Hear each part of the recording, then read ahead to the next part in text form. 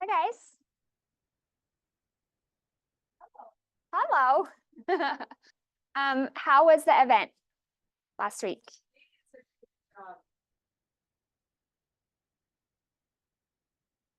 That was delayed, so I ended up missing the whole thing. I'm sorry. I heard it was very. You guys hear me okay? Hi. Bun too. Oh. I just want to say I feel really chic now because you wear a bun too. So like my bad hair day just suddenly got great because you're rocking it. Yeah, it's been like 8 or so days since I wash. Yeah. You will. Thank you. So thank you so much for everything. The event, heard it was awesome. Will you guys send your pictures in? Pictures that you had. This helps us with these things. It helps us to be able to make the next events bigger and more robust for you when we can really show the success of it. Lisa? Oh, sweet. Oh, of course you already had it planned. Well, Lisa Cacavella from the other office, who's the events chair, Yeah, she spearheaded the event. she's wonderful. And we had vendor volunteers that we just referred to her, and she was like, yes, come. And so they did a video. So I'm not sure at what point we will get Okay, that, but I can tell you who they were later after I look at my phone. thanks. And I thought it worked out really great. We're still like the check-in process is still not perfect, but it's a lot better than it was. That part I did work on, and the Yeah, donuts thank were you. fantastic. We got the vendors to pay for those this year. So, and I think we probably broke even on our budget. So thank you for buying tickets. We really appreciate it. Yeah, breaking even is Yeah. amazing. We're not ever looking to make money off of the event. Yeah. Just so you know. And any Great. overage just goes into KW Cares. But it really is to help provide a bigger event that's a discount for you that. So I just had a question about how we determine how many people are allowed to attend. I mean, it looked like the lines were kind of long for some of the things. And I just, I want to make sure everyone's satisfied. My people had a good time. I checked in with them. They all had a good time. But I'm just curious, like lines for things. The fire marshal said no more than 2,000 could be there at any Oh. one time. There's your answer. So I'm sure we, for a while, kept right about that capacity. Got it. Cool. Thanks again. It was awesome. Hi. Anything else? Any other things you want to talk about that are going good for you? I just had a granddaughter this morning. Hey.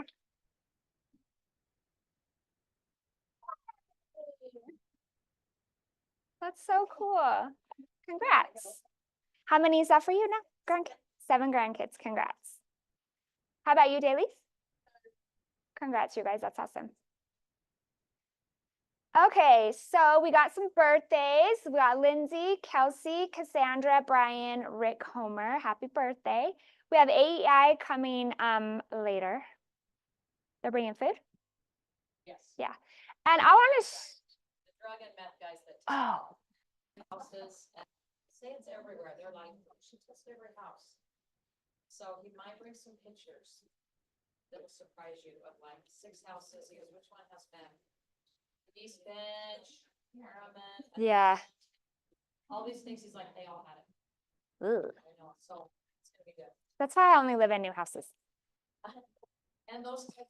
I know. You're right. You're right. I actually want to do a shout out to you, Robin and Aaron, for doing such a good job for our vendors and connecting us with them and having them come and provide food for us and things like that. Appreciate it a lot. Hi. Alrighty, so 75. You guys, I am really happy with what we're doing here. It's not too late. Does anybody from the 75 hard captain team want to say anything? Any words of encouragement? Anyone at all? Just anyone? Just anybody? Yeah, I'm looking only at him. I think everyone's doing a great job. Yeah, I got a couple questions. I don't get many responses to the emails I've been sending, but I like to believe that they're encouraging. I read them every Okay. morning. They're amazing. If you guys read better emails, if you're on the blue team, I'm like, this guy needs to be a motivational speaker and powerhouse leader and Yeah. it's amazing what he said. Well, I appreciate that, but yeah, no, I just, it's a great office. I've had other experiences with other brokerages, and this is definitely my favorite, and the culture here is awesome. So Aw, well, just thanks for surprising. contributing to it. Yeah. You're always contributing, positive or negative, right? Thank you for contributing positive. Okay, so there's still time, hop on it. Okay, if your business is where it needs to be and you're making as much money as you need to sustain your life and your future, don't do it. Okay, I suspect that we all need a little bit of a push. Okay, so that's why we develop these sorts of things to help keep us motivated and focused on our daily activity. Okay. Alrighty, so we've got this. It's next Thursday. Marty Miller, he's awesome. He's gonna come and talk about tech, but it's more of that. It's how you can build the fundamentals of the millionaire real estate agent, and use tools and things like that. Come on, go to it. Okay, this is gonna be so fun, you guys. Next week, I know it's a little bit quick, but this is for your family. Come, we're gonna have food out in the parking lot. Who wants to speak on this? I guess I can. It's for KW Cares. It's a great event. I guess I'll run to the front so y'all don't have to turn your heads. It's just gonna be out here in the parking lot. We've got an awesome vendor who's gonna be bringing food for like over 60 people. So please come. We can have mouths fed and food to give out to people. So bring your families, bring people who you know. It's for a good cause. KW Cares has helped out a ton of people here in the office. And it'll just be fun. And the cornhole tournament, there are prizes. We have vendors bringing prizes of $150 and up, $100 value prize and up, and $50 prize and up. And so definitely come participate in the cornhole tournament. Is there a cost or a donation suggestion? I mean, how do you guys make money on it? So the food is free. So if you come, you don't need to pay for food. You can come, have a good time. How KW Cares will benefit from this is if you join the cornhole tournament, it's just a $20 buy-in. And so then all those proceeds will go toward KW Cares. Our goal is $500. And so it's definitely attainable. If you guys all come play cornhole, you can win a great prize. And so it's really only benefiting those who are coming. It's a great event to bring clients to. And so it's open to anyone to come. It's our hope. So you can come and eat and hang out with us, okay? Even if you don't want to do cornhole, please, that doesn't cost any money. We want you to come and hang out. But it's our hope that you'll feel manipulated into playing and donate 20 bucks. And all of that goes, I have the advantage of seeing how important that is because I help distribute that money for what our people need. So for me, it's very easy to stand behind, and we don't always see that. It's like an insurance policy in a sense, right? Where you have that. We're here to help our people, and that money, I mean, right now things are crazy. Like people, you can't even get to Asheville right now in North Carolina. Like things are crazy. So we have the opportunity to help our people right here in this office. And then also anything extra, we can go help people that are really struggling. No, that's all I was gonna say. So if you see stuff going on in the news with like stuff with a hurricane out east of the southeast, KW Cares contributes money directly to help those causes. I know tons of people out there, and so it benefits a lot of people, not just here in the community. Sorry, I am not going to hog the whole meeting, but I want to say something. My daughter was stuck in Asheville. She was on basically an island. There was nowhere for her to go. Wait, like nowsies? Like this weekend, she took her 2 days to get home. She slept at a stranger's house and she did not have clean water. And it took an army of people to find one little teeny road that would go to a friend's house that was only 2 hours away from their house. I just want to say it's worth it to give to our agents, to give to people.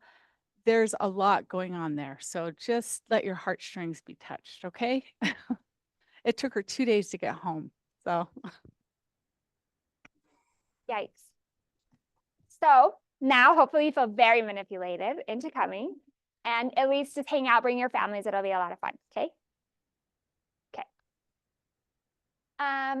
Then if you've not subscribed to the newsletter, you're the only one who has it. So hop on it. This is our central spot for the communication through the office. Okay. You guys, I'm so excited. Oh, whoa. Sorry, this is you. You are here for the first time. Allison, we'll start with you. What do you want me to do? What do you want me to do? Just tell us, oh, okay. Just introduce yourself. Hello. Hi, everybody. I'm Allison Bench, and I'm so excited to be part of this office and this great environment. And I've been a stay-at-home mom for 20 years almost, so this is new to me, so be kind. Hey. And I'm just really excited to jump in and get to know all of you. So yeah. Awesome. Yay, welcome. Very cute outfit, by the way.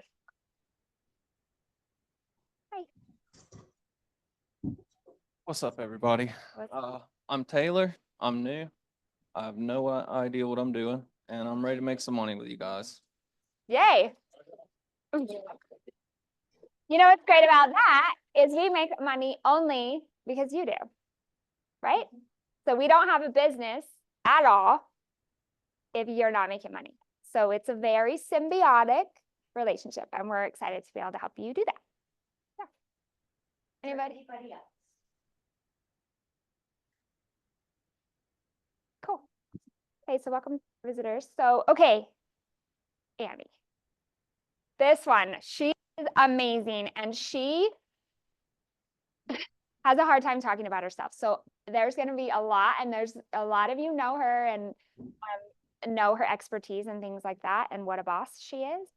And so we're going to ask her a lot of questions. We've been wanting her to come and talk. What I will say, so Annie Cannon, she's been top 1 or 2 agent in our office for years. Okay, she is a powerhouse, incredibly kind. She will do everything she can for her clients, and as a human, she's thoughts of her one of the best. Honestly, love her so much. As a business person, I admire her so much. One of the reasons I wanted her to come and we wanted you to come and chat with us is her ability to adapt and adjust to any market condition is really kind of phenomenal. I've never seen somebody do it in the way that she does.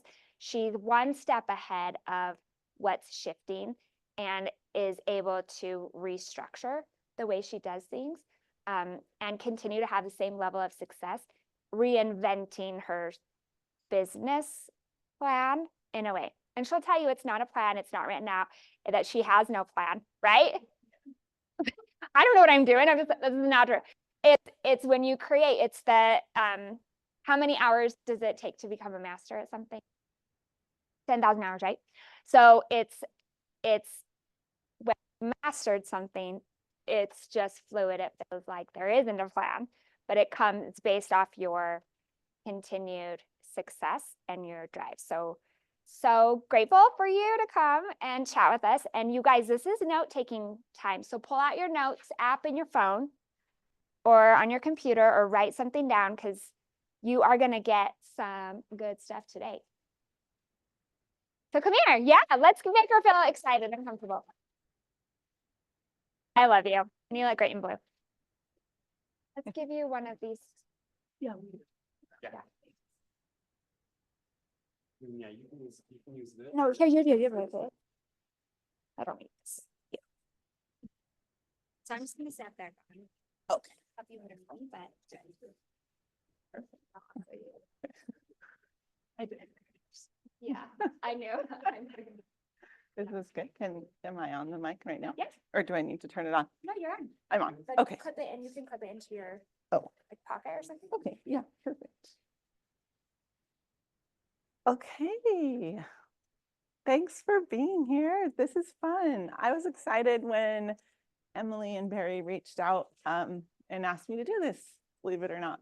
I think it's a good opportunity for all of us to share And for me, this has been a good opportunity to reflect a little bit because I definitely feel like I definitely suffer from imposter syndrome. So, um, so this has been good for me to kind of dig deep because when, you know, when you're asked to share your strategies for success or whatever, it's like, well, I don't know if I feel successful, but here we are. So I had to think long and hard about this. So anyway, I'm going to pass these around. If you guys want to write your name on here and just fold it, I'm going to give away a staging consultation. So if you want me to come with you to your listing appointment or just to come and give your clients a staging consultation, put your name on there and then I'll draw for that. Okay. So hopefully you all are getting the note pages. We'll kind of get to that in a second, but there's just a couple things I want to preface before I get started. So one thing about KW so I've been here about 5 years, that's been different than other brokerages I've been at is everything's shared pretty openly, including numbers. So I hope it's okay if I share numbers with you today and that doesn't come across as like tacky or boastful or anything like that. But for me, like my goal for this year was centered around like a number. So I'm just going to share it with you and hopefully you can have your own number, whatever that number is fine. It's just whatever is your goal, right? So I just want to make sure that you know that. And then also, I'm going to talk a little bit about like the resources that have helped me grow and maintain my business. And I've done this for 22 years. So I've had a lot of time to accumulate resources. And I know not all of you have had that time in the business and maybe don't have those resources. So I don't want you to leave here feeling deflated or unmotivated by what I'm saying, because you can get there. And while you're getting there, there are creative ways for you to come up with the same resources, whether it's, you know, repairing your client's home, staging furniture, giving your client a bridge loan, things that have helped me propel my business. You maybe feel out of reach for you, but there are creative ways for you to be able to do that too, even if you haven't been able to accumulate those resources. And then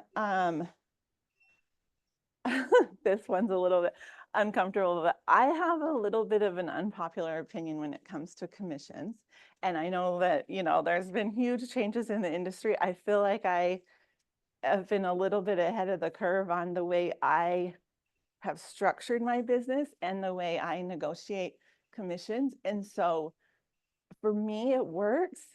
It's okay if it doesn't work for you. And if you don't want to work for less than a certain amount of money, but it has helped. I feel like it's been a huge part of my business. So just take it for what it's worth. Don't feel like you have to do what I do and I don't have to do what you do. And that's the beauty of this industry, is we all get to make it our own. So those are my 3 prefaces, okay? So I was trying to kind of decide what I would share with you guys today. And I thought, okay, it could basically give you a list of do's and don'ts from 20 years of doing this. I could also try to give you like a day-to-day of everything I do in my business. And neither of those things felt like they would be super helpful, because a lot of you don't have 20 years to build a business. And frankly, my day-to-day is a shit show. So for lack of a better term, I don't know a better way to say that, but you don't want to know what it looks like every day for me. Only Megan knows that. So, so I'm not going to do that. I thought that I would, I thought that I would talk about this year and how I was able to meet my goal for the year. Is that fine? I'm looking at Emily for approval. She's like, you're off script. Okay. So, as most of you know, so 20 years in the business, I've worked on and off for builders for all that time. I had a builder client who was keeping me very busy through the heyday of the pandemic. And I was doing really well. And I could kind of start to see things change both in the market and in the way that was working with, he had brought on another agent and things just were like changing before my eyes and I could just feel it slipping through my fingers. And I was like, I don't know what to do. It was a moment where I was either going to have to give my whole self to that and kind of let go of any, you know, resale business that I had, like clientele that I had built over all these years, or I was going to have to let it go. So I let it go. And there's a whole lot that went into that, and we don't need to get into that, but I pretty much let it go. That relationship is still there. And that's one point I want to make, is that never, ever burn bridges. Do not burn bridges. This world is so small. Like, keep those relationships at all costs. I still have a really good relationship there, but things totally changed for me at the beginning of the year. So where I think I can hopefully be relatable to a lot of you who are just getting started is that I started the year with a punch to the gut and a goal, and that was it. Like, I was like, I remember feeling so worried and like, shoot, like I just lost the biggest, like, did I make the right choice by letting that go? Like, it's a huge part of my income. And there were just certain things that didn't align with my goals and my values. And I had a really good friend say to me, like, that's holding you back. You got to let go. And I did not believe her. I did not believe any part of what she said, but I did it anyway. And it's worked out. So that's what I want to share today, is how we got from there to now. I think it's fitting that we're in the first day of fourth quarter, because I have measured my year by quarters, and that's the notes you have. So I decided, I would take it one quarter at a time. I feel like months are too short. It's like a month can go by and you're just like, what happened? And then the year's too long, because once the year's over, it's over, and you either did it or you didn't. So I broke it into quarters, and I just said, okay, we're going to make this happen. So if it's okay with you, I was just going to take you through each quarter of the year and what happened and how it happened and how I exceeded my goal for the year. Okay. Any questions so far? No? Okay. Just raise your hand, please, if you have any questions or comments. Very welcome. Okay, so yes. This first paragraph, is that your like daily? Yeah, so thanks for asking. So I was just going to read that. So it says, I will remain focused on my goals. Even if I have moments of difficulty, I will not give up. I know success comes with consistency. I know that I will make it. Things will get better. No challenge will stop me. Everything I deserve is coming my way. I happened to just see this online one night while I was working late, and I just jotted it down on a little piece of paper, and it's been on my desk all year. And I've just subconsciously looked at it all year. So I think that's important. Like, just have a little mantra or something that just kind of gets you through every day. I don't like set out a time every day to read it, but it's just there, and it's just subconsciously there. And I think it's helped me a little bit through the year. So yes, so thanks, Lisa. So I made for me, so I was sitting in, I think it was, is it Bill Pipes? Is that, okay. So this was fourth quarter of last year, sitting in the class with him, and Boyd was teaching, and they like basically said, like, what's your goal and how are you going to get there? So I just jotted down my goal, which was 500,000 GCI. For me, that was like, that wasn't going to be my best year, but it was going to be respectable. It was going to help me achieve my financial goals that I have and things I want to do. Thanks. So that was my goal. So I just felt like it was, I'm never one to like set super lofty goals, which maybe I should be, because it's all about the journey there, right? But I just kind of put that out there thinking I can do that. That's doable for me. And then first quarter came and it was really slow. And I hit about 10% of my goal for first quarter. So I was way behind.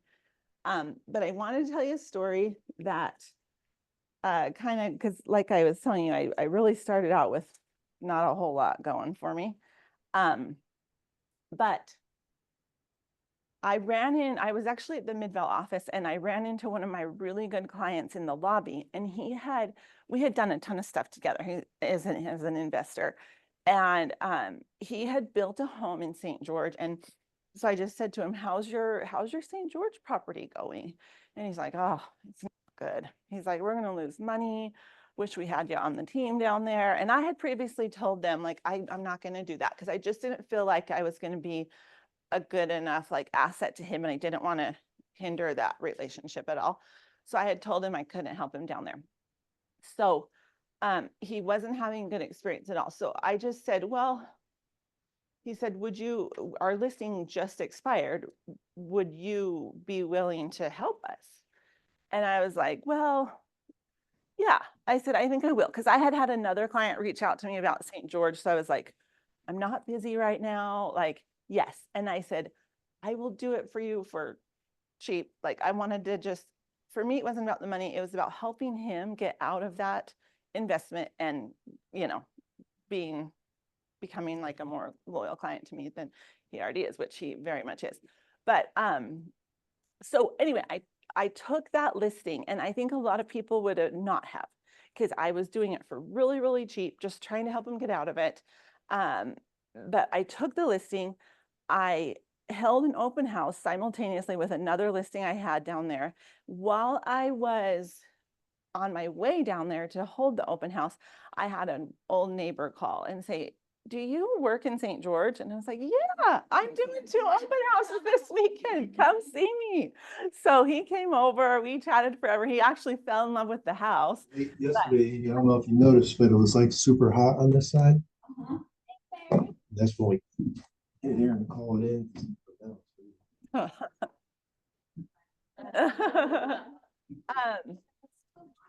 So anyway, so that was awesome. So I had this other client end up coming down there that weekend. I showed him that house. He fell in love with it. Timing wasn't going to work out. Showed him a few other houses.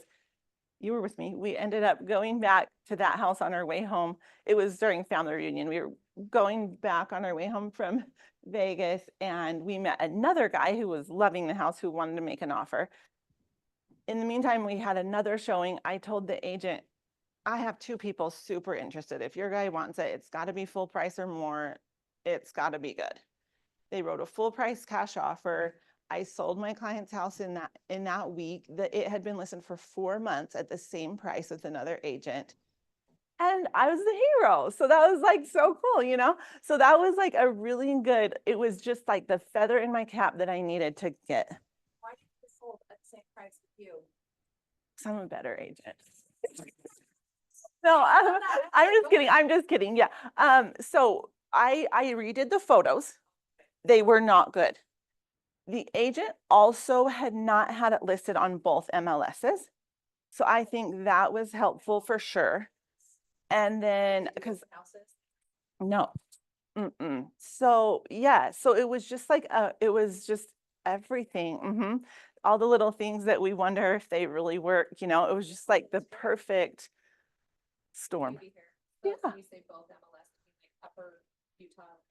Yeah, so St. George has their own. So he was an agent down there and had it on there, but didn't have it on ours, which St. George is pretty important that you have both, because you have a lot of agents up here working down there. No. Oh, okay. So anyway, so that was just like that was so helpful, such a huge like pick me up for me, because I was having, you know, a really slow start to the year. And it was so anyway, the lessons that I wanted you to take from that were be flexible, be generous, and it's all about the relationship. Out of that, so this deal, he happened to be partners with his father-in-law, who's like a very prominent developer, business guy, like very well known in his community. And I've done a lot of work for their family, but I've never like been able to get the dad, like, you know, in my corner.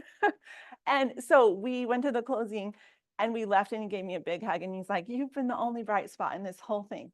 And so for me, that is so much more important than how much commission I charge them, because now I have this like people in my corner referring me to people, and these are people who people listen to.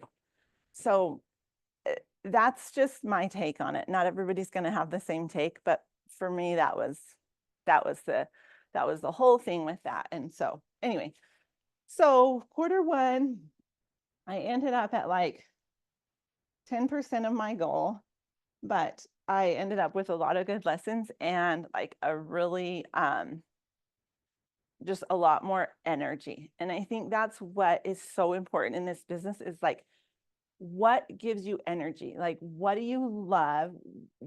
Like, what drives you, you know, and you've got to be like doing it all the time. You got to get out there. I always tell people like, I don't have a ton of good advice because I don't think I've done everything right all the time for sure. But like, it's so important to get out there because business breeds business. So that takes me into Q2. So yes, yes, please. Yeah. Okay, so that's the thing. So it was just, that was a huge part of it, like branching out to St. George. Like there was a time where I would have said no to that. I would have said no to St. George in general, let alone like a discounted listing. But I was like, no, I'm not busy. I have no business saying no to anything right now. So like that was a big part of it.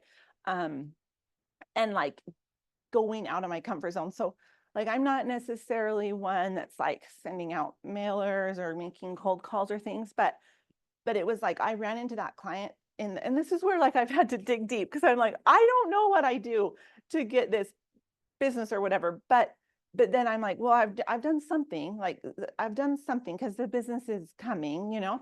So that's the thing. So I looked at that and I'm like, well, I mean, I went in there and I was in the lobby and I'm like, I have like social anxiety to the max. So I could have just been like, hey, good to see ya, you know? But I didn't. I was like purposely like, hey, how's St. George going? Like, tell me about it. You know, like I maybe wouldn't have done that if like my circumstances were different, but I was like, maybe we should revisit that St. George thing, you know? So yeah, does that help? I wasn't doing like a ton of like calling or mailing or anything like that. So not that you shouldn't, you should, but I just don't. So anyway. Okay, so back to my whole thing, like business breeds business, like put yourself out there. So with that, that was Q1, I was way behind on my goal. Q2, obviously spring, right? You better be like making up a lot of your, this is where the money is made, right? This quarter. So it was a really busy quarter for me. And I was, again, like presented with some opportunities that maybe some of you wouldn't have said yes to. But I had some old family friends reach out to me about selling multiple homes for them. And they're kind of in the business, they're in construction. One of them owns a wholesaling company. They're like, well, these guys will do it for that, but we really want you to do it. And I could have said, no, I don't work for that. But again, I was only at 10% of my goal, remember? So I was like, okay, it's $4.5 million worth of business. Like, I'm just going to say yes, because I love these people and these are people I want in my corner. I want to build my corner with these people. So I did it. And one thing that I wanted to share that was important to me is and we can hopefully have time to talk about this a little bit, but I've kind of developed like something that I'm really passionate about getting homes sold, like a process of preparing the home for the market. And so I was not willing to do these listings for them unless they were willing to participate in that. So I had them, since I was discounting listing, I had them pay for all of that. Normally I would include that in my fee. So I had them pay for all that. I said, I'm not going to do the listing unless you'll do my steps, because I don't want to sit on a listing and not have a sell for the price we want because it's not ready. So they agreed to that. We did it. And then out of that came, I ended up representing one of the buyers on the 3 properties, and I ended up selling their $1 million home. And then I ended up selling them 2 properties. So out of that came like multiple other transactions that were like better commission, you know? So, so for me, that was worth it. So the lesson in quarter two, be enthusiastic in everything you do. It was so fun because I had this friend and he has this beautiful $2.5 million home, but it was kind of like it needed like to be elevated in like the way it was presented in the market. And so we went in and we took 2 days and we just like, we made it so pretty. And it was so awesome. And I remember he came home from work and he came in and he's like, "You're magic. This doesn't even look like my house. I don't even know what to think. This is insane." And I was like, I would do this for free. I love this so much. Like, so that I just love it so much. Like I would totally just have done that because just for the satisfaction of doing it, you know? So, so that felt like a big win. Your staging, Yeah. how do you go about, how do you couch it to the client if the house is really ugly? Without hurting their feelings? Okay, I'm so glad you asked because that is such a big thing. And it is so hard. And I think when I first started doing it, I can think specifically of one listing, a really good listing.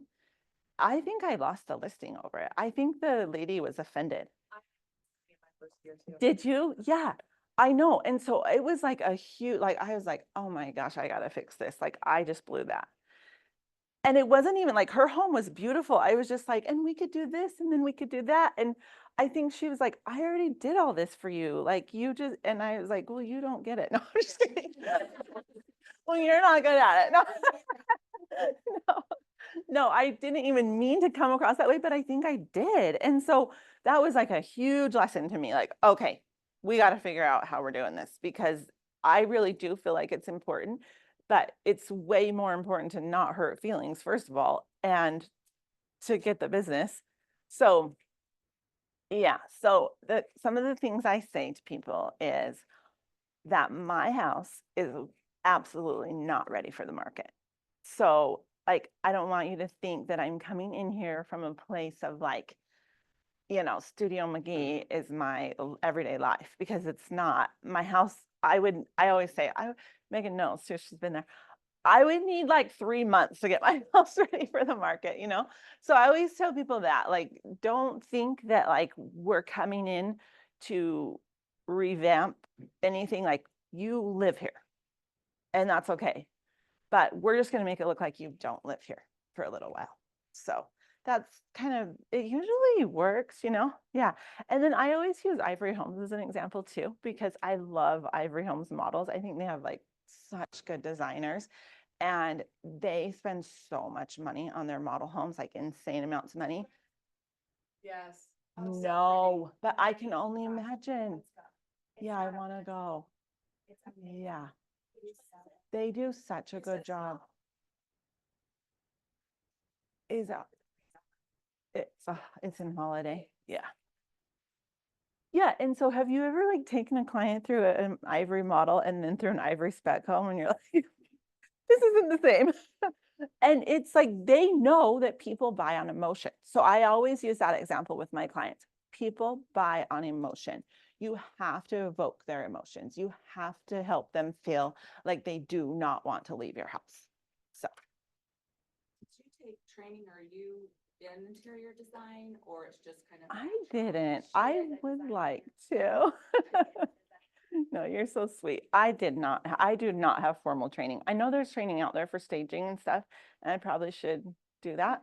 But I do have a really good staging assistant too. She's much better than me. So yeah, she's amazing. So yeah. Danny, I've got a question. Yeah. Or Jen, if you have the mic, can ask it after I say it. You said, I told this guy, I need you to follow my steps. Yes. So I'm assuming staging is. Yes. Do you want, yes. So thanks for asking, because that's, yeah. Yes. Okay. Here's my steps. So the windows have to be clean, you guys. Yep. The windows have to be clean. Okay. So I have a couple good window cleaning companies. So the house has to be pressure washed. We're not walking up to a dusty porch. Okay. So those are 2 things that are a must for me. And then we do a deep clean. And then staging is big. And staging sometimes is going to entail bringing in furniture. I have 2 storage units worth of furniture that I use. and accessories. I have one just full of accessories. And then, but then, sometimes it's not that. Sometimes it's just rearranging people's things, and like when people think their artwork's supposed to be hung right here, it's actually not. Yeah. Or like, or Carrie knows. So we're just gonna move this down to eye level. So just little things like that. And Jen, like, it is seriously delicate because like you have to think about, like, is it more important that this picture is where I think it should be? Or is it more important that they feel loved and happy and everything's gonna be fine if the picture's not where it's supposed to be?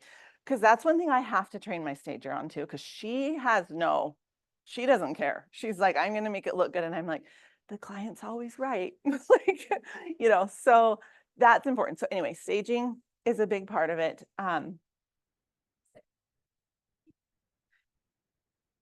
Yes, I just have a clean. When I have you a really say good deep cleaner. clean, can you Yes. elaborate on that? So it's not usually me hands-on, but it is sometimes. Sometimes it is me. So I'm not above anything. Yes.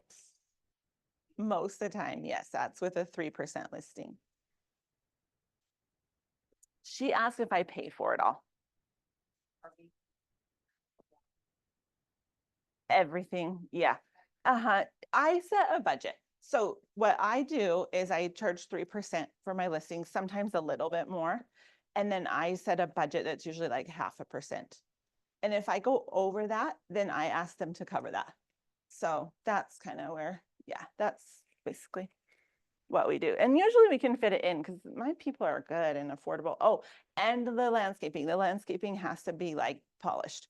So I'll just have my guy come in and just do like a weeding, maybe some fresh mulch, lawn, and then photography is huge. So like if I'm doing these like deeply discounted listings, which I'm not promoting, I'm just saying like, this is how I got to here this year. But then like they will have to cover, I usually cover that anyway, but like I don't skimp on photography. I go all out. Warren at McCarthy Media. Yep, I've used him for just over a year. So he is, yeah, 20. Oh, yeah, I know. He's been 24 hours. Yeah, yeah. Did you have a question? Okay, so I just do like, I try to do, it depends on the house. Like not every house you're gonna want aerials for, right? Like some of them you're like, no, thank you. We definitely don't want that. But I do a lot of twilights. I do a lot. I always have him do he always does the floor plan, which you guys, it's like so easy. Like every photographer should be doing that. So yeah, the floor plan is so nice. Like don't have people, if they don't like the layout, they don't need to come walk through the house. Like, you know, it's pretty simple. I think a couple listings ago, I had messaged you about the twilight photos, right? Yeah. So I tried them out and I really think that they go further in getting that house people in. I do too. I do. I really like I them a do lot. too. I think it's so important as agents. Like we have so much, like I just have to say, we have so much pressure on us about like, I had to like delete Reddit from my phone because for whatever reason, I was getting all these articles about how bad realtors are and how overpaid they are. And it's just like in my head. And I'm like there scrubbing my client's floor. And I'm like, this doesn't feel like nothing. It doesn't feel like I'm doing nothing. Like, so I just had to like get those noises out of our head. Like we do a lot, you know? And it's important that I know like so many of you, like all of you are amazing. And that's why I love being here because I feel like we all help each other level up, you know? But yeah, so that pretty much concludes like the steps for preparing the listing, those things. Oh, and then I do declutter too. So my sister's a professional organizer. So I'll sometimes pay her to come in and just like clean out like closets and pantries. I always tell people like, if your closet is too full or your pantry is too full, it's going to be too small for whoever's looking at your house, no matter how big it is. So it can't be. So she'll just come in and thin that out for people and they love it. People love that so much. And then I'm trying to help her get started with like a little business of doing that for when they move in and stuff too. So yeah.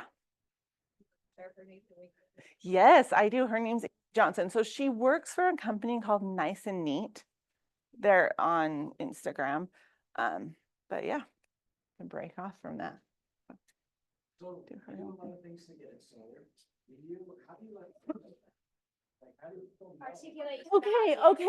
That is I'm so glad you asked that because it's hard because this is the thing. Like I have a listing today that we're doing this. So like I have my landscapers there right now. My window guy is there right now. I'll be there all day tomorrow. I wanted to do a video because this one is one that like we're doing it in 72 hours and they had 5 kids and that house was full and they foster cats. So we'll just want in, okay? So I mean, it's taking a village and like I'm here obviously and they're all there doing that. And so I always want to do like a video, but it can't have me in it. And so that's one problem. And then because I do not do camera. And then the other thing is you have to be really careful because it doesn't really beseech your clients to like have a before of their house when you're trying to sell it. And it's also not very, like I could get permission from them, but I just don't, because I just feel like that's like, I don't want anyone to video my house right now, you know? So that's hard. But I would love to be able to show more of like what I do, but I do show the afters. So, and I use social media and I will tell you, I've had so many people say, we see your houses online. They all look amazing. Like it's so nice. They do notice, even if they're not commenting or anything. Sometimes I think people don't care. People love. I feel like you have to be careful about like what content you share. And I feel like for the most part, people love like a good before and after. And even if you're not going into details on the before, like they love to kind of see, because a lot of them, like for instance, the one I'm doing today, these people have like 8 siblings that all follow me on social media. So they all know what it looks like before. And now they're going to see it after and they're going to tell all their friends, you know? So that's a big thing. But I really want to start like marketing it more because I'll go into that in a little bit. But yeah, anyways. Yeah. Thanks, Nick. I have a microphone. What a team.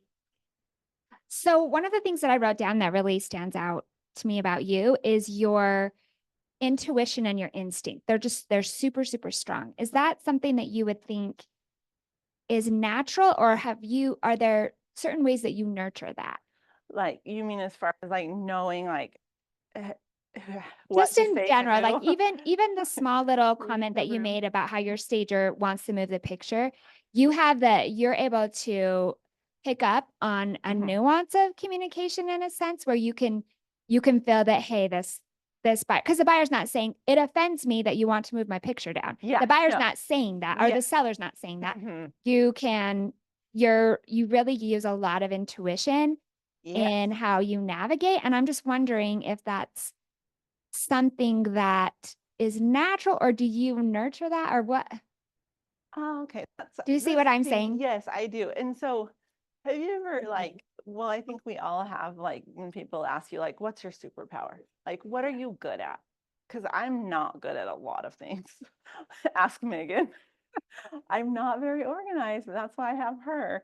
I'm not good at a lot of things, but I would say that's probably my superpower is like knowing how to interact with people and who can handle it and who can't. Like I'm pretty good at reading a room and like knowing the personalities that I'm dealing with. And I think a lot of It's us, pretty important in sales. I think a but- lot of people do have that, but we second guess ourselves and we don't actually follow that. So I think Yeah. you've got a level of bravery and confidence with that too, that you're following through on the intuition and those instincts. Yeah. I just want to Yeah, underline. because you know what? That's the thing is we are professionals. Like for the longest time, you guys, I didn't feel that way. I remember like you probably were like this too, and where you're like the first 10 years, you're like, okay, yeah, whatever you think. No, it's not whatever you think. It's whatever I think. I've done this for 20 years. I've done it 700 times. Let me tell you what to do. And and the other thing that I'm pretty good at is I don't always have to be right. I do not have to be right. I would rather have my client be happy than me be right. I will be so glad to be wrong all the time. But I also know what I'm doing. I can finally say that with confidence. It's the shift from I'm not bossy, I'm the boss, Yeah, right? Like Yes. in the mental shift of that. yes, important. I saw your hand over there. Sorry, Zoom can't hear. I just listened to a podcast that might help with what she was saying. Like, how do you like cultivate that, right? Yeah. And they were saying if you count backwards from 5, it helps put your mind into that state of I have to do something. So if you're not comfortable with like making a decision, you just count backwards from 5. And Yeah. when you get to 1, you're like, hey, I gotta do it. That's the So, Mel Robbins thing, yeah. right? Yeah. Uh-huh. Yeah. So Yep. anyway, that might Yep, apply. I love that. You know what? So she spoke at a family reunion in February, and that actually helped me so much because that was like the time where I was feeling like it was gonna be a long year. And so that helped me so much. Yeah, I love that. You gotta do it. You gotta do something. You gotta take a step. So Is this on there? Okay. I was gonna say something I know with Annie too. When at family reunion, we drove back from actually to and from St. George, and she was on the phone most of the time talking to clients. And I was just listening to her, and I was really impressed because she would I'm not very good at leaving pauses because I hate quiet. And someone would, she was on speaker, and a client would say would say something, and she would just wait a few seconds, and she would like sit. You could tell she was intentional in her conversations with her clients. I thought, oh, that's something I need to do, because sometimes I just rush and don't give them a chance to really say what they're wanting to say. And she was letting them. I was like awkward silence, but then they'd say something, and it was figured out. And so I just thought that was a really good thing you do. thank you. Yeah. Okay, so I'm good at a couple things, but I literally could not do anything without that girl right there. So she's amazing. Okay. So Q2 ended up being really big. So it was just like, I felt like I had these big wins. I felt like I was like putting these feathers in my cap, and it was not about the money. It was like, they loved what I did. That was so exciting. I met these new people. This turned into that, and that turned into that. And this is so fun. And I ended up at 330,000 that quarter. So that was getting me toward my goal real quick. So that was amazing. And it was never like, how much money am I making? It was just like, I'm doing this. I don't have a builder anymore, and we're doing this. And it was so fun. So anyway, so that was good. So that ended up being a really good quarter, which it's spring, so it should be, right? Yeah. Sorry, I have a quick question on that quarter. How did you, like your clientele, when you look back at that quarter, where are you getting most of these? I mean, obviously over 20 years, I'm sure it's built up, but like Yeah. that quarter in specific, are you cultivating these relationships like constantly over 20 Yeah. years, or where would you say most of the business came from? So yeah, so that's the thing. So that's why I'm like, I have not done everything right, like at all. If I would have cultivated every client that I've ever had the way I should over 20 years, then I wouldn't have been that excited. But the problem is I've always worked for a builder, and it's taken huge amounts of my time. And I've always been a mom too. So like I'm a mom, and I do this thing too. And so like, I just kind of have done what's come to me. I have never spent like a ton of time building it. Like I've just it's built because I've tried to do a really good job for people, and I'm enthusiastic about it, and I love it, but I've never really built it because I'm like, well, if I'm not busy, then that's okay, because I'm busy at home. I've got a lot going here too. You know what I mean? So I haven't really cultivated it the way I had. So that's why like it was exciting to see that, oh, the business really is there. There are people there. Like I keep going back to like having people in my corner, because I feel like that's a really good analogy. Like we are literally in the ring, like, and there's so much competition. There's so much downward pressure on our industry. You've got to have your people in your corner. So like I was feeling like buoyed up by that. Like I was like, I have like people that like, they know I'm here, they know I'm doing this, and they're referring to me. But I wanted to make the point that like, this is like the thing that's so important is like business breeds business. So like I took those 3 listings, that turned into 6. And then from there, I did have like, yeah, I had definitely like a lot of repeat referral stuff. But like another example that was one listing that turned into like 2 or 3 was just it was my kid's old principal was retiring, moving to Idaho. She had reached out to me a long time ago. I kind of cultivated that, stayed in touch with her, listed her house, ended up holding the open house, and my kid's old preschool teacher walked in, and I ended up selling the home to her kids and selling their home. So 1 became 3. So that's what I'm saying. If you don't have 20 years worth of clientele, get a listing. I don't care if you do it for free. Mike didn't hear me say that.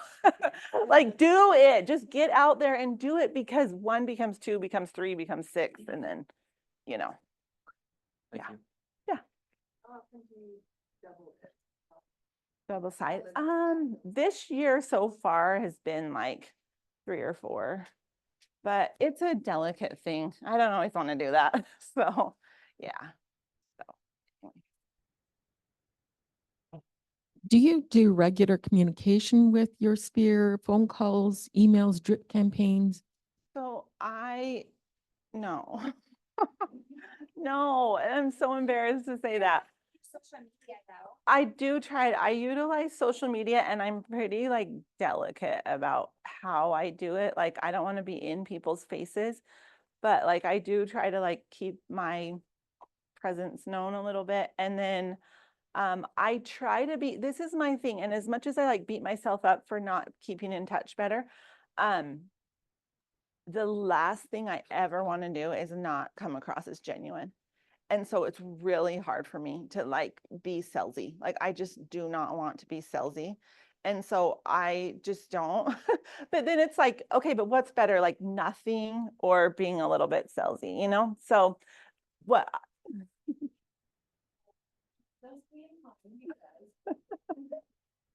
One time I was speaking to Annie Cannon, and she was preparing, I This think it is was my beautiful Christmas. friend Lori, by the way. And she was preparing gifts for, I think it was like 200 clients, and you were delivering those gifts Yeah. to those 200 clients. So don't let her fool you. She does stay in touch with them. And they were like beautiful, fabulous bows and beautiful gifts. So don't let her fool you. Yeah. Because that's the thing, like, I do not want to be sending out a gift that isn't handwritten from me. Like, I don't want to do that. So I end up going big, but then I'm like, isn't it, like half of them got delivered on probably Christmas Eve or something, because I'm always like doing too much with too little. So anyway, so I could work on that. But that's been a big thing for me, is like, I just want to be genuine. I just want to be like, I don't want to be ever looking like I'm asking for business, which it's not a big deal. If you want to ask for business, that's great. In But that example, did you give it to everybody in your whole database, or just people who you think are your top referrals? probably not everybody, because I have a pretty big, by this point, but mostly like my top people. My top people always get something from me, and it's usually something big, like a uni or something. Like an uni, a pizza. Like one year I gave them pizza ovens. Like, it's like 3 people like that were contributing to like my whole business that year. Like, I have good top people. So those people, they always, yeah. Yeah. Yeah, I was just going to ask what you give. So like 200 people, for example, what do you give? Lori, what was I giving? I don't know. No, I don't know. I just try to do, it was like boxes that I had put together of like bread. Like one year I did like Kneader's bread, and then I like did homemade syrup with it. I try to do something like kind of homemade, like stuff like that. Like, yeah. Homemade syrup is, you made it? Yeah. Okay. Okay. I used to be. But some people you give them things like pizza ovens? Like Well, like, for instance, I had like a client, like an investor client who was, I did millions and millions worth of business with him that year. So yeah, like those people, I think I gave like 3 that year to like my top like builder clients or whatever, Mhm. You don't Yeah. want for business, but you say, hey, you've just been a real support to my business. Yes, that's exactly what I say. Usually write a note or something. So yeah, so I'm not like, I don't have like systems. I'm not saying you shouldn't. I think you definitely should, but I haven't. And so that's why I've been like, I've just wanted to share like what did work for me this year when I was kind of starting over without, the builder. Can I share one more story about you? Yeah. I have a friend that's another agent with another company, another brokerage, but it was a year or two ago. She was at a birthday party for one of her kids, and the host said, "Oh, this is so and so. She just moved here. She's a great realtor, my friend, and she's a great realtor. If you ever need help, you should call her." And this person said, "Oh, I have an agent. Her name's Annie Cannon, and I'll never use anyone else." And my friend knew Annie, and she said, "Oh, yeah, she is amazing." And she just said and I don't know, you'll talk about this. She helped me with a bridge loan. She did all these things for me, and she said, "I am sure you are wonderful, but I will never." Like, Annie is my agent for life. And then she helped her mom. And I just thought that's amazing. Like, because you didn't necessarily like give them a pizza oven, but you just had this relationship that they were like, even if someone offered me something amazing, I'm sticking with Annie because she was there for me. So That's awesome. Yeah, I try to just, I think that's important. Like if I could say like one thing, it's never look at it as a transaction. Like, this is a relationship business, like secure the relationship, build the relationship, whatever it means. It's not transactional. You don't have to be right. You don't have to get every dollar out of it. Like, it'll come back to you. Do you do client events? I don't think at least I don't want you to feel guilty about anything, any question. It's just, curiosity. on occasion, I will participate in client events. Okay, I did do a movie last year. So here's my thing with client events. I worry because I'm so busy, like there's no way I could usually go to any of those types of things. My kids are super involved in sports and stuff. And so like we don't really do that. So for me, it's kind of like hard for me to like fathom other people having a lot of time to do that. I know different stages of life, of course they would, but I never want people to feel burdened by that, but I have noticed people love movies. So I try to do a movie every year. So yeah, I did one last year and it was really good. So yeah, we probably need to wrap up, right, Barry? I didn't make it through all my things, but yeah. So you get this home already, you spend 5% of whatever, right? Yeah. And then somehow they can't sell. They decide not to sell. They're pulling They off the always market. sell, Lisa. No, Okay, just kidding. but like, no, do they you don't. have some They type don't of always sell. agreement, an addendum to your ERS that says like, Yes. okay. Yes, I do, because that's the other thing. Like, you have to be able to gauge that. Like, you can't go do that for everybody and then have them not be serious or change their mind or whatever. So most of the times I feel like I can really gauge it. Like, I know someone's moving, their new house is going to be ready. Like, they're moving, this is going to happen, but if I don't feel 100% secure in that, I do have an addendum that I use that says this money is owed to Keller Williams. If this house sells, this is satisfied. If it doesn't, for whatever reason, if we cancel, whatever it is, if it expires, then this money is owed. And I know what that number is by that time, that addendum is written. And then Could you share that with us? yes, I can. I would have to pull it up, but It'd be great. I should probably have Mike approve it because Mike helped me kind of. Yeah. But I just ended up wording it because for a long time I hadn't done it. I'd only been burnt once, but I've just had a couple come up just recently where I'm like, oh, this could go either way. And so I made sure I had that. Does anyone have a problem signing that? No, not so far. Yeah. That shows that they're sincere about selling their house too. And It saying does, that, yes. right? And I also I don't charge for like the staging labor because that's my own stuff. And then I don't charge for that, but it's like when I pay a landscaper, windows, all that, they're getting a lot of value out of that anyway. Like, those are things they probably needed to do anyway. So nobody worries about that too much. Does anybody else have, Janet, did you get some questions answered? Because I know you said you had some. I just have a related question. So at least from my perception of your business is you're doing mostly higher end homes, so that half percentage budget is obviously going to be bigger. And unfortunately, my general clientele is on a much lower end, but but their homes need it just as much, if not more, right? Right. And so my question is do you, because you've done it so long, you have kind of a general idea of knowing what it Mhm. costs for those things. So do you have any advice for us on if we wanted to model our business and maybe over something similar? We had Yeah. more of a dollar amount rather than a percentage that we could present to our seller for them to have an expectation. Yeah, that's a good question. So like the one in West Jordan that I'm doing right now as we speak, it's a $500,000 house.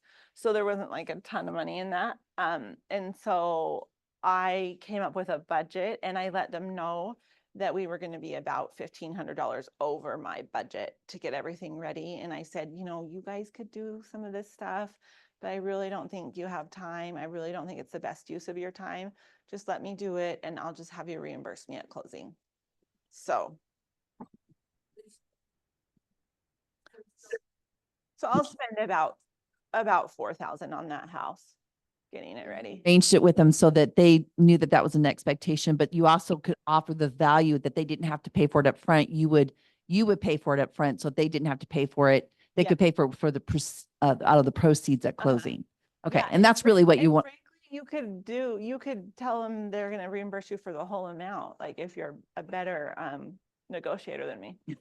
No, but I think that's because to me, that's in some ways, that's the value we're providing is basically we're getting all those services done Yes. for them up front and they're not having to come up with the cash. And Yes. especially on the lower end market, that is a big deal because Yes. they're trying to save They're up for their down payment and their closing costs, and that's important to them. Strapped. Yeah. Yeah. And they do not have the means.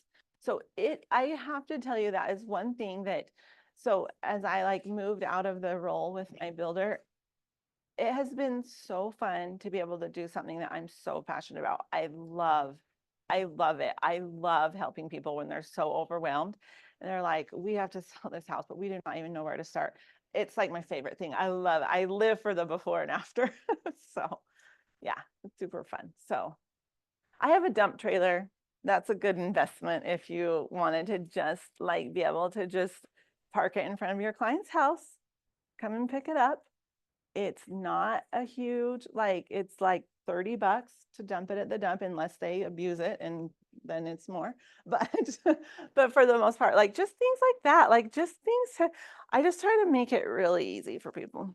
So I think we have to wrap up, but basically I just wanted to kind of show you like, so then Q3 happened and I had some really cool experiences happen in the in this last third quarter. Again, like making some contacts. I wanted to mention, I had Sawyer build my website. I've had 4 out-of-state referrals off of my website from other agents. So have a good website.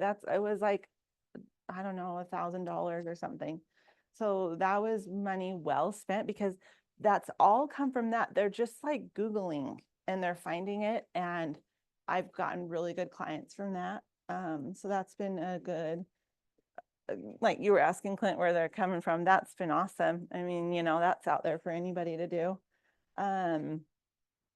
Anyway, so I exceeded my goal for the year and I still have fourth quarter. So I think fourth quarter is going to be good, but I just wanted to say that I do believe that burnout is real and it's important that we take care of ourselves. So I got my nails done for like the first time in like 5 years yesterday.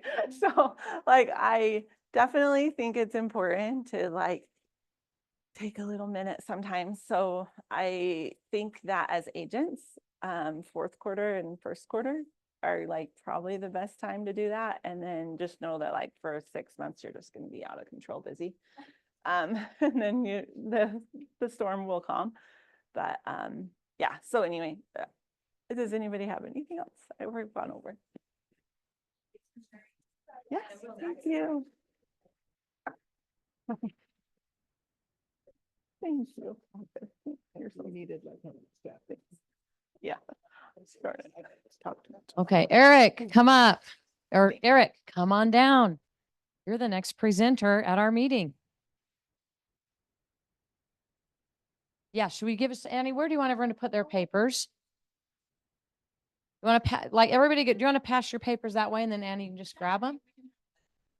Eric can do the drawing. So pass your papers this way to the end of your row.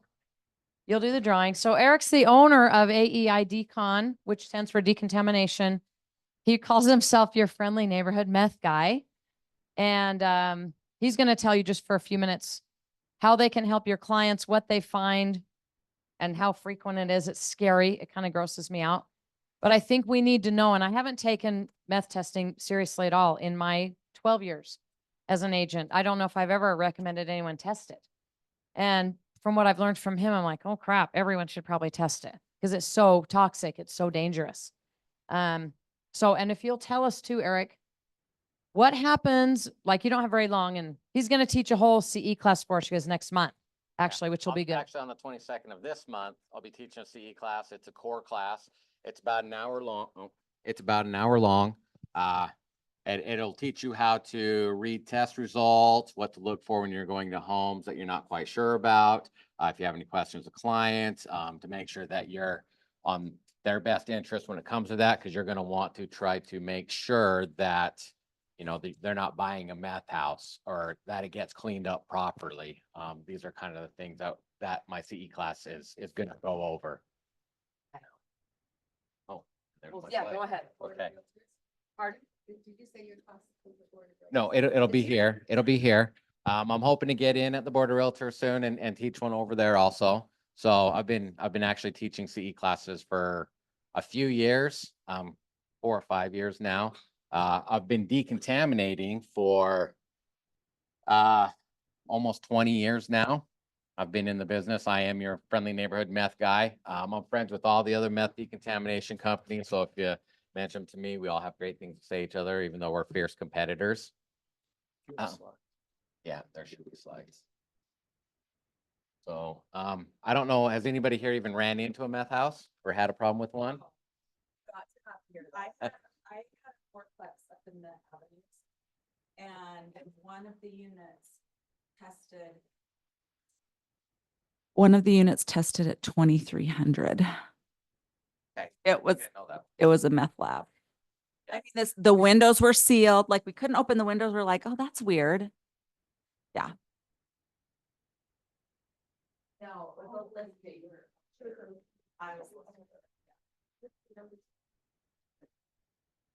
What's it supposed to be below? One, under one? Yeah, it's under 1.0 micrograms per 100 centimeter square. So if you think of meth in micrograms, so if you took a piece of meth the size of a pea, threw that, cut it up into 100 million pieces, threw that over a football field, that's one of those pieces. That's how low the level is. And the weird thing is, like, every time we went in to tour that, you'd come out feeling weird. Like At 2,300, yeah, you're probably yeah, energetic. you only had to be in there like a minute and you're just like, something's happening. Yeah, come out running circles around And glowing maybe. Oh yeah, yeah. 2,300 is pretty high. The highest I've seen is 15,000. It was an active meth lab for years and years and years. You could have cut the sheetrock and sold it. It was extremely high. So, yeah. So as you can see, that's me dressed up in my suit. We don't always wear that, but we do wear that kind of stuff for the meth labs. I'm a decontamination specialist. We don't only specialize in decontamination of meth. We do other things. Oh, I'm going the wrong way. So we do meth decontamination, fentanyl decontamination. We can get rid of that pesky tobacco smell in a lot of the homes. So you have a heavy smoker, don't worry about it. Give me a call. We can take care of you. It usually involved removing carpet padding, unfortunately. But I do know a great carpet cleaner guy that could probably at least work on it, try to keep the cost down for you. We test for all the illicit drugs and for mold.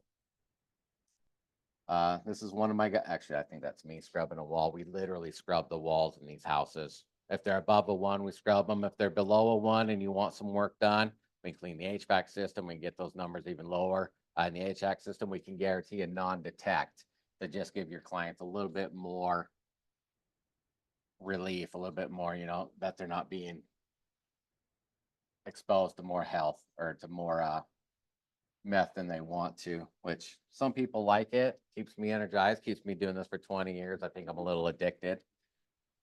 But so that's how big of a test you got to do. It's a 4-inch by 4-inch square. If that pops above a 1, that's a fail. So 1.1, you're you're having it decontaminated. You have to disclose at that point. So So if it fails, what happens is we have to, so if I test it, we have to turn those into the health department within 5 business days. At that point, they'll come out, placard the house, it gets closed. It has to be decontaminated or a whole slew of testing. There's different things for different levels. So it will be closed. And then at that point, everybody's disclosing. So the whole neighborhood's going to know at that point. So it gets very, very interesting with the positive test result. So this is part of my class here. Have you ever smelled a smell so bad your nose wanted to hide inside your face? Yeah, I've been there. Daily, usually. You know, we're working right here in South Jordan. It was a pretty bad cat smell house. Wasn't good. But sorry, I'm running through this, so I got a couple of minutes, but just keep you enticed. So here's our duct cleaning. Some of them are worse than others. This is actually in the house we just did. It was nasty. It wasn't real high. It was only like a 5, but just to have the HVAC system clean helps your clients get a little bit cleaner house. And I teach CE classes. So one of you has been here. I remember he was here last time I did a sponsorship. Which one would you think would be the meth house? Just a random guess.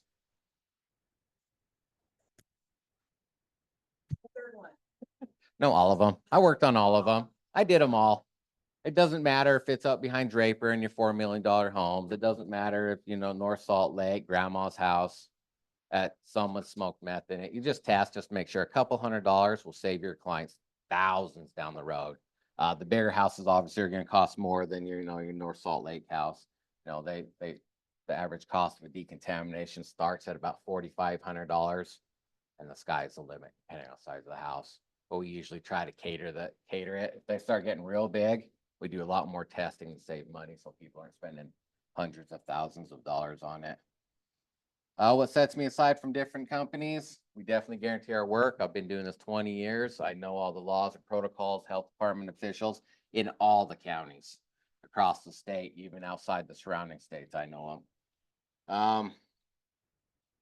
We will reduce your liability. So if you have it decontaminated, you no longer have to disclose. The home is safe. You can rely on it. I would move in my own family into a house that I've decontaminated. Some of my competitors, yeah, maybe, some not so much, but we'll educate you and talk you through the process. You call me with a problem, I will sit down with you. I'll spend as much time as we need. As I'm on the phone with you, you are my priority. I'm not going to be running around doing a bunch of stuff. I'm on the phone with you. I will actually stop, sit down, and figure out your problem with you and try to work through it. We take pride in knowing our work not only improves the safety and health, but the peace and reassurance on our clients. So whether you keep it or you just give us your client, and work through the process, we can do it any way you want, whether it's the seller or the buyer. We work with both sides to help everybody come to a medium to work through it. So the sellers aren't getting ripped off, and the buyers know they're getting a good deal for what they're getting done, and make sure they're getting to a clean house. Best referrals for me, because you guys are my best referrals. Realtors, I love you guys. You bring in the business, you're on the front lines, you're actually walking into these houses before you even know they're at 2,300. So you got to be careful out there. I work with everybody: property management, sellers to buyers, homeowners, investors, friends and family, mortgage lenders, realtors, home inspectors, landlords, nonprofits. So we work all over the place, and housing authorities. So wherever you're out in it, we're here to take care of you, and we'll get it done for you. These are just some photos from actual house that I did. So I went in the house. I was like, oh, look, a first aid kit. They were actually self-conscious. No, they weren't. It was full of needles and spoons and actually drugs. So what came first for them was the drugs versus the first aid. They're more worried about keeping that safe and knew where they were at. So I'm Eric Wright. I'm with AEI Decon. If you have any questions, please give me a call. You can scan the QR code. I've got Pamphlets in the back. I've got some squishy balls, some pins, some business cards. Call me. Even if you don't have a house, has one, you have some questions, give me a call. Do I have mess samples? I should have bring them. I should have bring them. I had a meeting with Robin a little while ago and I actually bring some baggies that look like meth. Yes. So I had left the record tested and it came back below, the level that needed to be determined. Yes. But when they cleaned out the shed, they actually found a sample of that. Oh. And so the contractor called the police and had them pick it up because you don't want to take that in your car and get pulled over for a traffic thing, Yeah, right? yeah. So if that ever happens, do not take it in your car. Just call the police and they will come and get it.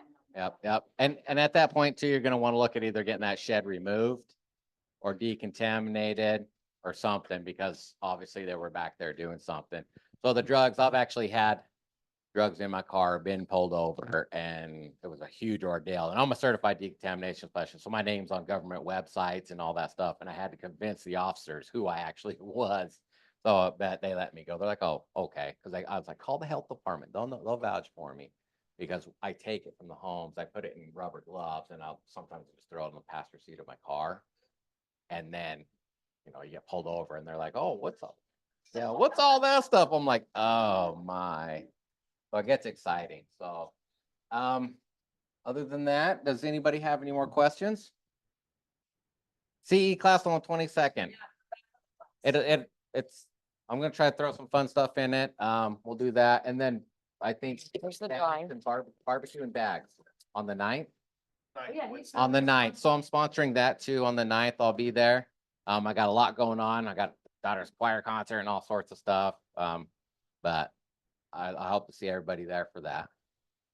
Thank you. Pick Oh, one of yep. these. That's all they call them.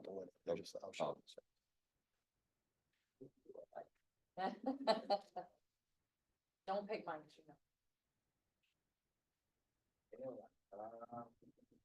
Jan Gilrich. Jen Gilchrist, the winner.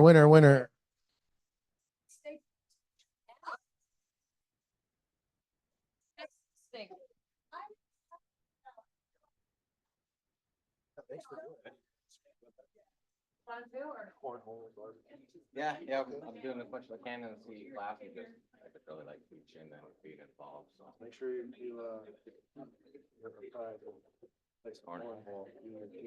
I don't want to show everybody yet, no. Thank you, Barry. All right, yeah. Yeah, it'll